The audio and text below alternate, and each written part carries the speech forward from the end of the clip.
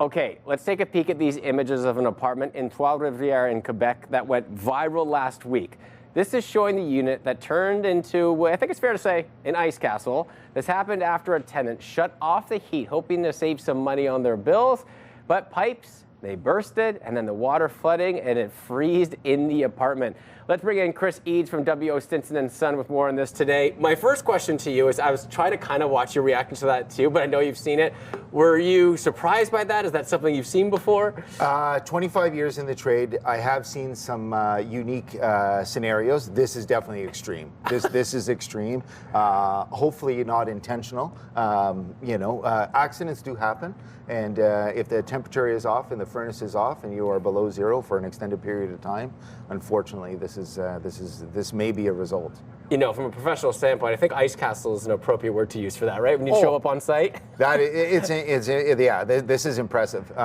Now, we've been into situations where the house is frozen, water in the toilet is frozen, and you're leery to turn on the heat, because as soon as you turn on the heat, now we're going to have bursts, we're going to have the leaks, we're going to have the water. So there's certain steps to take if you walk into a situation like this that you want to sort of help. This one is extreme. I think we can all tell by the damage that this is more than just one pipe bursting in a garage or something. Yeah, and as temperatures start to drop, it's been mild over the last few days.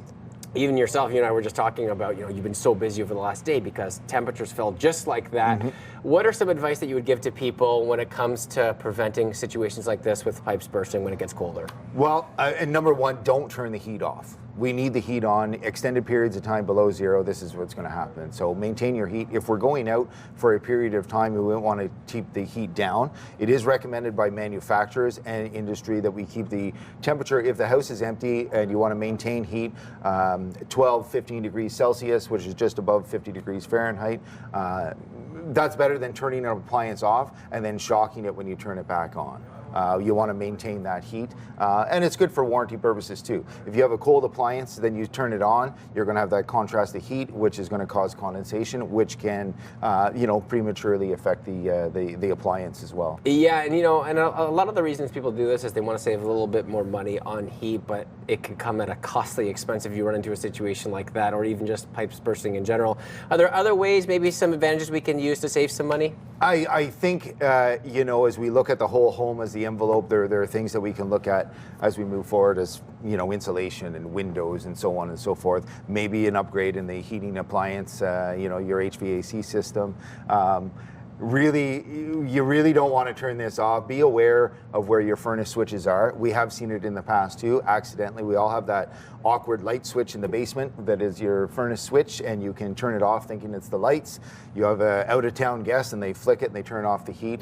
We generally catch that before you get to an extreme like this. But if you come home and the furnace is not working and you've dropped 2 degrees, you're not going to have a result in the frozen house like this within an hour. This is time that has made this occur.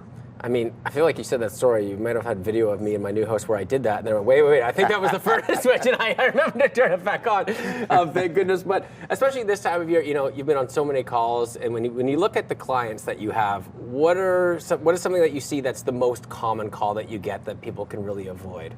Well, today is a great day to bring it up, is the snow around the vents and your gas meters and whatever is outside.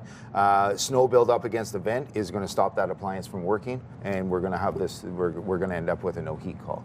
The uptrend with the Wi-Fi thermostats, you get notifications on your smartphone, so if you are traveling, you're out of town, you could be down south somewhere, you're going to get a notification on your phone that there's an issue. So before it gets to this extreme, you call your local service provider and they come in and they correct the problem for you. Insurance companies also too, they will require somebody to spot check or touch the home every 24 to 48 hours, depending on the policy. Nobody wants a situation like this to happen. It's devastating. This was a triplex, I believe, so now there's multiple families that are involved. You get damage like this, it's every appliance, it's every wall, it's every floor. People are displaced. There's the cost of the rebuild. This is tragic. Yeah, Chris Eades speaking with you from Stinson Son. We really appreciate your time, especially with this story going viral and what we've seen over the last 24 hours, giving us a little bit of guidance during these times. Always appreciate your time, my friend. Thank you so much.